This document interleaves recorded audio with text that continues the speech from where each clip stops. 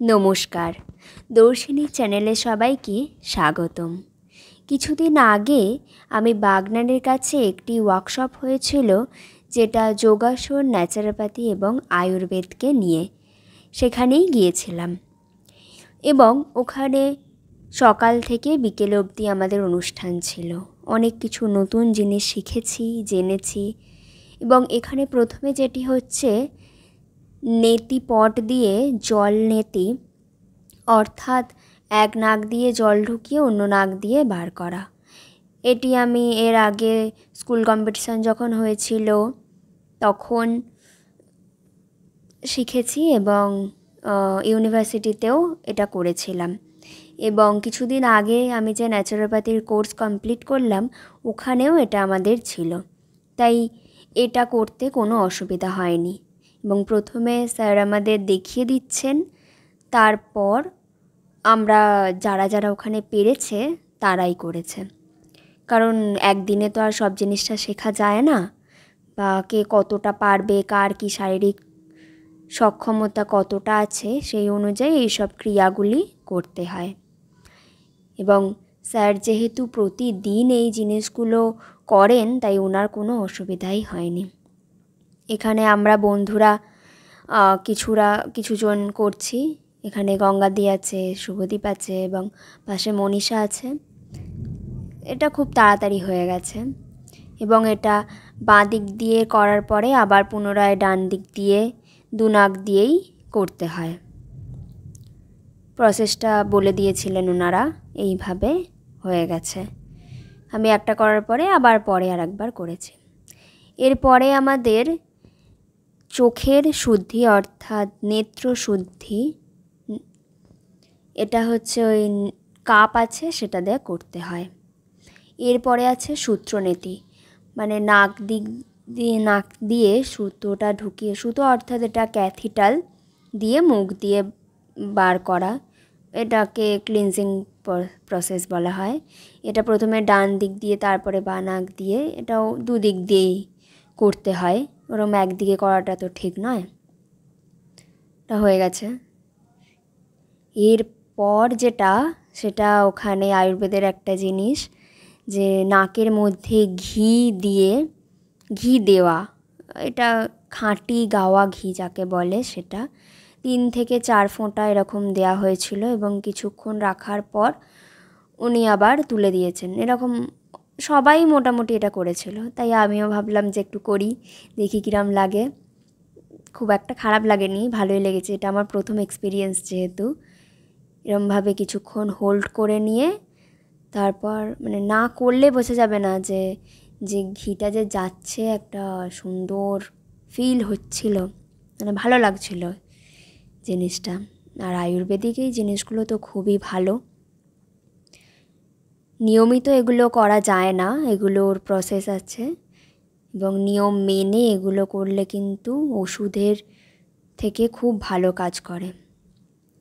এরপর আমাদের ন্যাচারোপ্যাথির একটা জিনিস শেখানো হচ্ছিল, যে ওনার পায়ে আর্থারাইটিসের সমস্যা এবং ওখানে যে জলটা আছে ওটা হালকা গরম জল এবং ওর মধ্যে সোডা দেওয়া, এবং এই সব ট্রিটমেন্ট করার আগে রোগীকে জল খাইয়ে নিতে হয় এবং মাথার মধ্যেও একটা কাপড় দিতে হয়। এসব নিয়মগুলি উনি বলছিলেন আমাদেরকে। এবার কিভাবে কতক্ষণ রাখতে হয় সেই সব জিনিসগুলো স্যার আমাদের বলছিলেন। এটা আমাদের একদিনের ওয়ার্কশপ ছিল এবং পাশে পাতা রাখা আছে। এখানে কি কি পাতা দেওয়া আছে বা রাখা আছে সেই সম্পর্কে উনি আমাদের বলেছেন এবং এগুলো কিভাবে ব্যবহার করতে হয় সেই সম্পর্কেও উনি আমাদের জানিয়েছেন।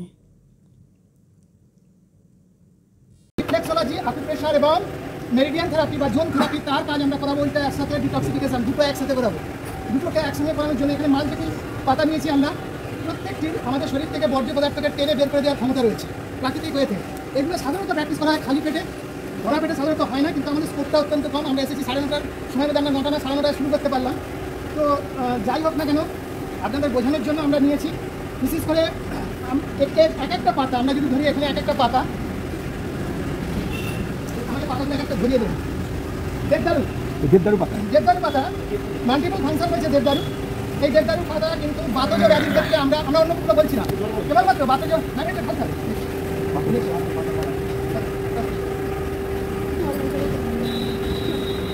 একদম হাঁটতে পারে না,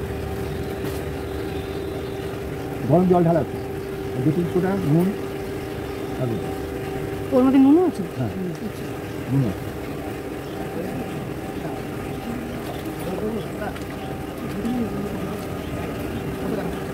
হ্যাঁ, দেবদারু এটা হচ্ছে কি রয়েছে আমাদের বাতজ ব্যাধির ক্ষেত্রে আমরা দেবদারু ব্যবহার করি। এটা আয়ুর্বেদ, ইউনানি, হোমিওপ্যাথ সমস্ত দিক থেকে এটা অ্যালোপ্যাথ সমস্ত ক্ষেত্রে এই দেবদারু ইউজ করা হয়।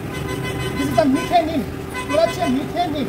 এটাকে আমরা যে কোনোভাবে যদি আমরা এটা খাই প্রতিদিন, খালি 4 থেকে 6টা পাতা যদি আমরা চিবিয়ে খাই, ডায়াবেটিসের জন্য অন্যতম, হাই ব্লাড প্রেশারের জন্য অন্যতম একটা মেডিসিন।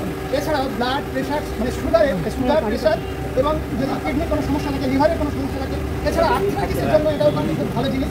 আরও অন্যান্য সমস্যার ক্ষেত্রে আমরা এই কারি পাতা ইউজ করতে পারি। এটা কি বলুন? হ্যাঁ, এটা কি বলুন? কারা খাচ্ছেন এটা? শাকিল গাছ। এটাও কিন্তু এটা সর্দি কাছ থেকে আরম্ভ করে এটা কিন্তু ভালো কাজ করে। এটা আমরা ইউজ করেছি। দিস ইজ দ্য কদম পাতা। দেখছেন আমরা কদমের নিচে দাঁড়িয়ে রয়েছে। এই কদম পাতাকে আমরা যদি নরম পাতাকে যদি নিয়ে কদম পাতার মধ্যে একটু নারকেল তেল বা সরষের তেল দিয়ে এই সেকে নিতে হবে। বাকি পাতার ক্ষেত্রে এরকম দিয়ে দেবেন, দিয়ে 4 থেকে 5 ঘন্টা বেঁধে রাখতে হবে, ফেলে দেবেন। গাছটা ধীরে ধীরে কমতে থাকে। তাহলে বাদ নির্বাচনের ক্ষেত্রে কদম পাতা অত্যন্ত ভালো। কয়েকটা রোগের তীব্রতা অনুযায়ী আপনাকে দিতে হবে। এটা আমাদের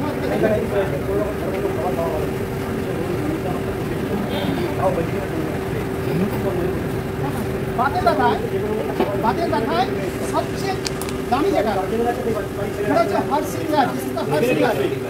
শিউলিক, এই বা বলা হয় পারিজাত। This is the parijat, this is the harsingar, this is the শিউলিক।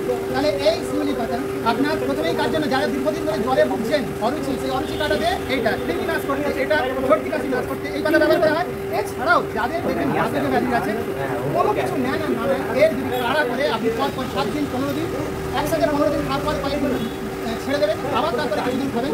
যে কোনো ধরনের বাতজ ব্যথার ক্ষেত্রে এই পাতা হচ্ছে সবচেয়ে গুরুত্বপূর্ণ কাজ করবে। ঠিক আছে স্যার, কাড়াটা কিভাবে করবো? এটাকে ছোট ছোট করে কেটে নেবেন, নিয়ে জলেতে একটু সেদ্ধ করবেন, সেদ্ধ করে সেটাকে চায়ের মতো সিপ করে খাবেন। পুরো সবই কেন মানে জলটাকে সাফ করবো, জলটা শুধু সেদ্ধ করা। এই গাছটার ফুলও ইউজ করা হয়, পাতাও ইউজ করা হয়, এর ছালটাও ইউজ করা হয়। ঠিক আছে, আরেকটা গাছ আমি পেলাম না, সেটা হচ্ছে বাবলা গাছ। বাবলা গাছের আঠাটা যদি পাওয়া যায়, সেই আঠাটাকে যদি আমরা নিতে পারি, সেটাও কিন্তু বাতিতে ভালো। এখানে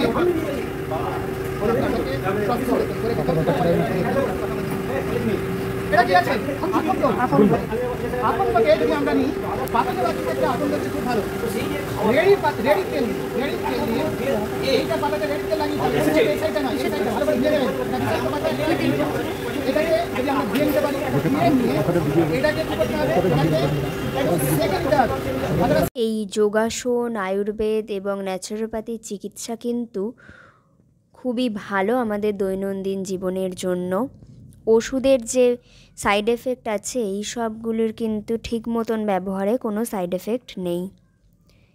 এরপর আমরা খাবার খেয়ে নিয়েছি, যেটা নিরামিষ ছিল, এবং ওখানে উপস্থিত থাকার জন্য আমাদের মেমেন্টো এবং সার্টিফিকেট দেওয়া হয়েছে। সকলে ভালো থাকবেন, সুস্থ থাকবেন। দেখা হবে পরবর্তী নতুন ভিডিওতে।